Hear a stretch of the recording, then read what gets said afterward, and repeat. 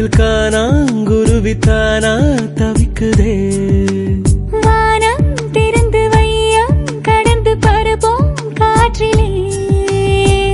உடம்பில் இருந்து உசுர மட்டும் உருவி உருவி எடுக்காதே. மாசம் மாசம் டீசல் விலை போலா சாப்பா சோயே தானே. புடவ துவைக்கும் துறவிய போல முடியா